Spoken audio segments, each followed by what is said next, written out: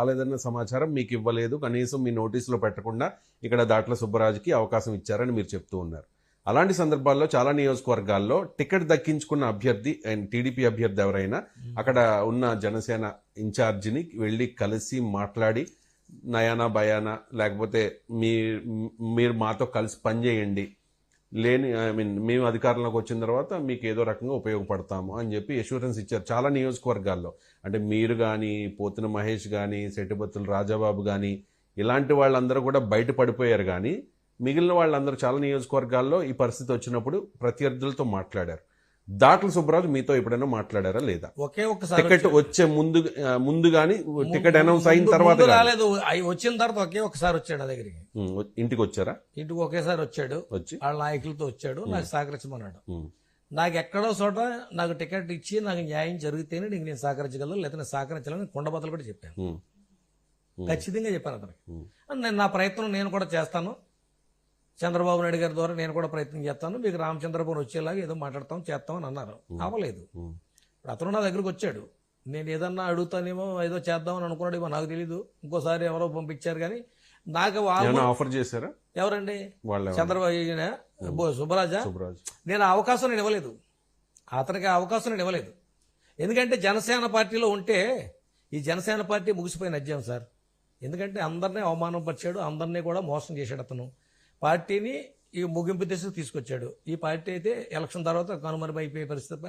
ఇప్పుడు నేను కాదు సార్, మీరే సపోజ్ ఒక ఎడిటర్గా ₹10 సంపాదించుకోవడం లేకపోతే ఒక ఆశయంతో మీరు పార్టీలో రావాలనుకున్నారు. ఇది ముమ్మడారు నియోజకవర్గం మీకే రేపు పొద్దున ఇన్ఛార్జ్ చేస్తారు, ఆర్థిక స్తోమత ఉంది మీకు ఇన్ఛార్జ్ చేస్తారు, మీరు చేయగలుగుతారా చెప్పండి?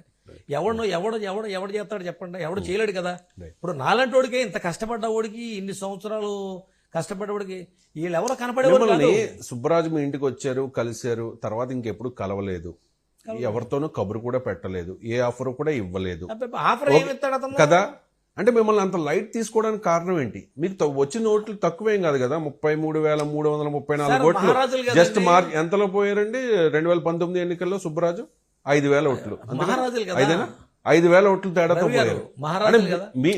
మీ వెనకాల ఉన్న మీరు అంటానికే ఎంతో ఇబ్బంది అండి వాళ్ళకి, మీరు అంటానికే చాలా ఇబ్బంది. ఎందుకలా?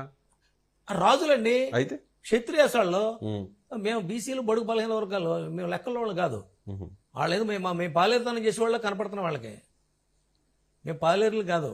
ఇప్పుడు రేపు పొద్దున జరుగుతుంది యుద్ధంలో ఖచ్చితంగా ఎవరేంటి అనేది తెలుస్తుంది. 2019 ఎన్నికల్లో జనసేన పార్టీ విడిగా పోటీ చేయడం వల్ల తెలుగుదేశం పార్టీ జనసేన పార్టీ 2 పార్టీలు నష్టపోయాయి. ఇప్పుడు జస్ట్ ఒక 5,000 ఓట్ల తేడాతో అప్పుడు ఆయన గెలిచిన పరిస్థితి. అవునండి.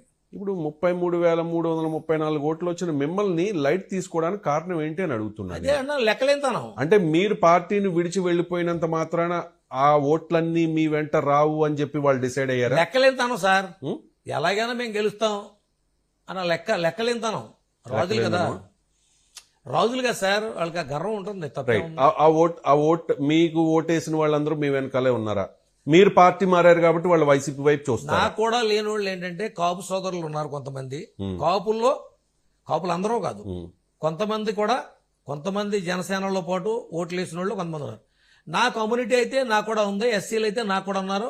నేను ఒక మీటింగ్ పెట్టాను, నేను రిజైన్ చేసే ముందున వాళ్ళ అభిప్రాయాలు సేకరించినప్పుడు కాపులు ఒకటి రాలేదు తప్ప మిగిలిన వాళ్ళు అందరూ అన్ని కులాలు వచ్చినాయి నా దగ్గరికి.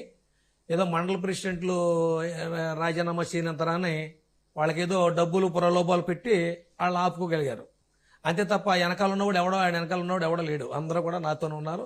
రోజు రోజుకి జాయినింగ్ అవుతా ఉన్నారు. ఇంకా ఈ రోజు కూడా కొంతమంది జాయిన్ చేశాను.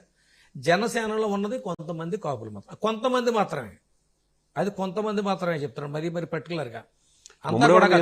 కాపుల్లో కూడా ఇవాళ వైఎస్ఆర్ పార్టీకి వేయడానికి సిద్ధంగా ఉన్నారు ఓటు. కాపులు కీలకమైన పాత్ర పోషించారండి ముమ్మడివరం నియోజకవర్గంలో నాకున్న డేటా ప్రకారం.